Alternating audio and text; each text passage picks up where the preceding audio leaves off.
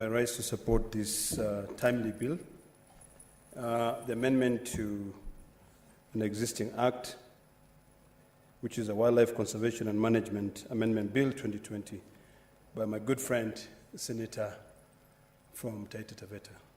Madam Speaker, this is a matter which is very personal to me because when I was growing up in Narok, my father, who was a farmer,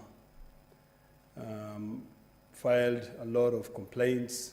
The KWS launched so many complaints when his crops were decimated by buffaloes, elephants.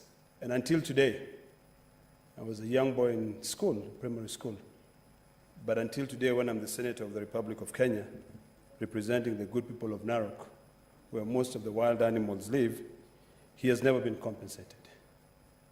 I was hoping that my good friend would actually bring this amendment and really also consider the people who have never been compensated.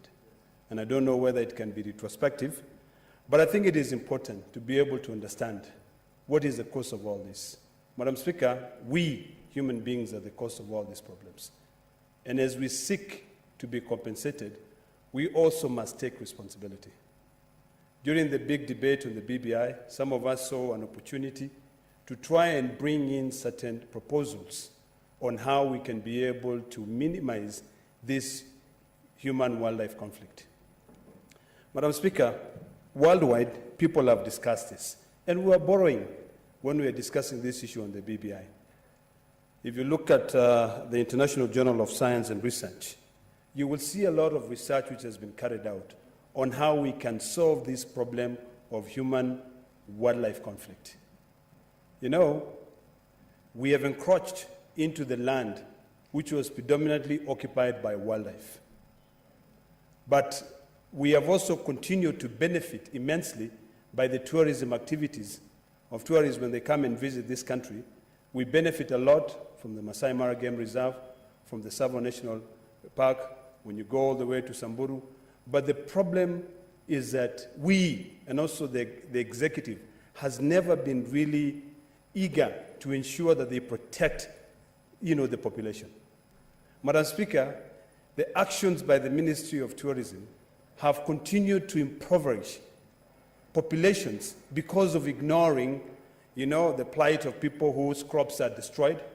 And this human conflict does not only revolve in the matter where a human being is attacked by an animal. Property is also considered part of the human conflict, and I'm happy that it is being referred to in this bill. Crops. And sometimes, one of the things that really baffled me when I saw this, and I would like to request my good friend to reconsider it, is on the time of compensation.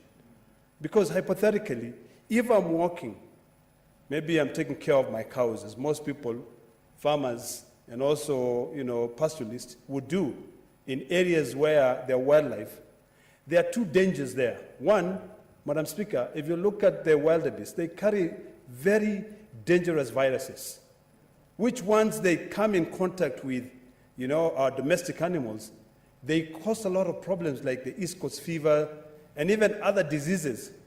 In our culture, we call them ingati, because you cannot get a solution to them. The buffalo is the same as well. And these are grazing wild animals. So, Madam Speaker, I would hope that my good friend would consider reducing the time, further amending his proposed amendment to actually immediately, because hypothetically, if I'm the one who is taking care of my cows and I'm maimed, they become disabled, does that mean that my family will stay hungry for 12 months for them to be compensated? These are things that we have to really be serious about. Madam Speaker, I want to support the sentiment of my two good colleagues, Senator Wetangula and Senator Mutula Kilonzo, when they talk about the issue of management of this reserve. I don't know why Tsavo should be a national government entity. I don't know why Amboseli should be a national government entity. In fact, this Senate can do the best job now if we are not able to bring it into the BBI or any other form of constitutional amendment to revert back those national parks to the county governments. The people of Kajiado would benefit immensely if they have back Amboseli. Makueni will get a share of it, you know. But when you try to reason with the current occupier of that seat of Cabinet Secretary of Tourism, the only thing that goes into his head is privatization of the parks, you know, coming up with regulations on how to manage, to some point even venturing into issues that he's not even, does not have the mandate to do them. Like I remember when he was raising hell over the issue of regulations in Narok County. Narok County, the Masai Mara Game Reserve belonged to the people of Narok. They are the ones who donated. I strongly believe that even Savo National Park belonged to the people of Taita Taveta. Makueni, Amboseli belonged to the people of Kajiado and Makueni. All those counties. And I think that is the amendment that we ought to be bringing here to ensure that during this time when we are all fighting to increase ONSOS revenue from the counties, we will consider those as part of the ONSOS. My good friend, Senator Mwaruma, saying that a small percentage should go back from the national government to the county government is not going to be the solution. I think what we ought to be pushing now is how to take back these, you know, national assets or county assets back to the counties. Madam Speaker, in Narok, we are lucky we've got 19% of the money which is collected in Narok County that is put to support the communities to deal with this issue of the compensation. On, you know, that 19% is not enough, you know.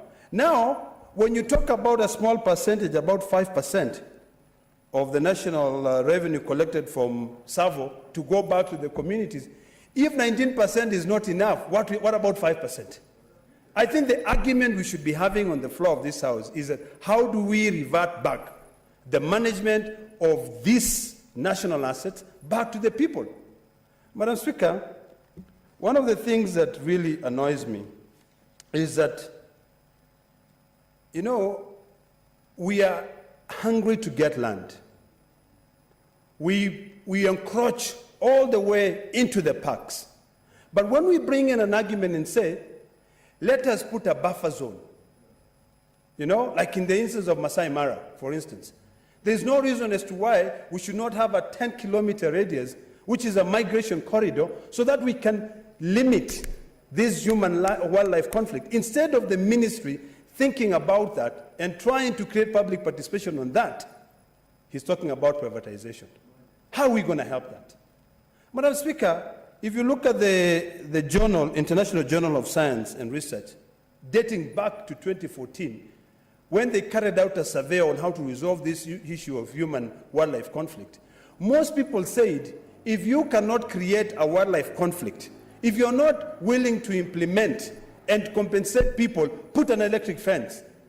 Fence all those wild animals, let them stay in the park, and we stay in our area. That was never done. That was about 60% of the people. Now, it is about time that we become, you know, very serious on this issue of human-wildlife conflict.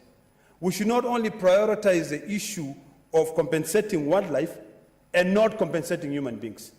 Madam Speaker, I'm ashamed sometimes because if you go to Kajiado, if you go to Narok, and maybe even Taita Taveta and Samburu, you will find that there are people who come from abroad, from the UK, from the Netherlands, from the US. They come up and form some sort of like compensation committee where they raise money from their countries so that when a human being is attacked by a lion, instead of us Maasai going to kill that lion, you are told you'll be given 5 million. What is 5 million? I've seen the figure of 5 million here also, saying that if a human being is killed, you give him 5 million as compensation. Will really 5 million be able to compensate a life? Someone who you've been, you know, lucky to have, but just because of negligence, that person is taken away. So, Madam Speaker, I hope that my good friend will consider adding the following amendments. Number one, creating a wildlife corridor, which is a radius of about 10 kilometers, so that from the gate you have 10 kilometers.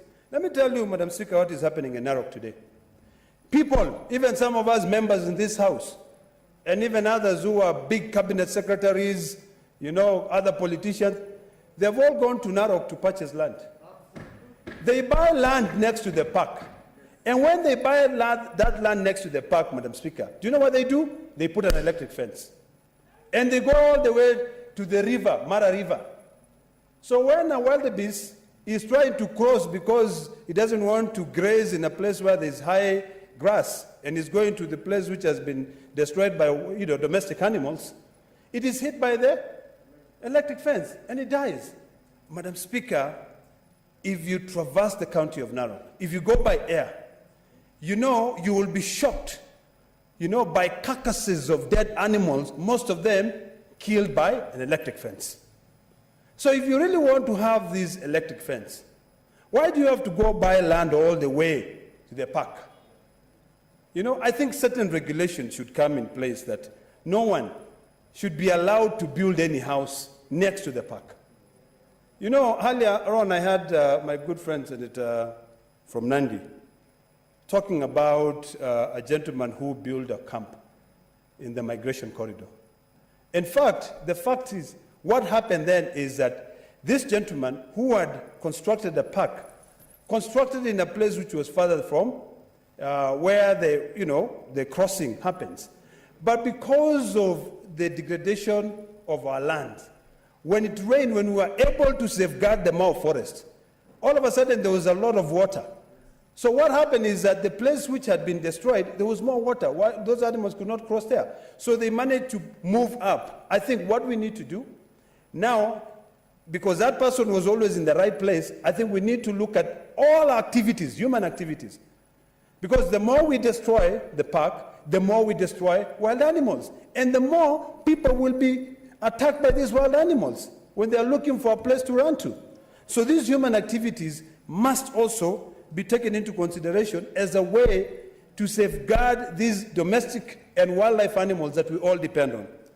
Finally, Madam Speaker, on this issue of compensation, I just want to reiterate as follows, that I think Senator Mwaruma should really consider limiting the period from 12 months to immediately. That can be able to help. And then number two, why not test the waters? Why not test the waters? Why not bring in a further amendment calling for Tsavo National Park and Amboseli National Park to go back to the county governments? And we carry out public participation as we are required in all pieces of legislation. You will find that on that particular time, and I'm sure Senator Mutula will tell you, in most cases in this parliament, when we carry out public participation, you'll find that only one citizen appear. That time, there will be over 3, maybe 5,000 people coming. 20% of them will be saying no, because they have a vested interest. But the 80% will say we also want to be able to get this. Because what will happen is that now more people, local people will get employed.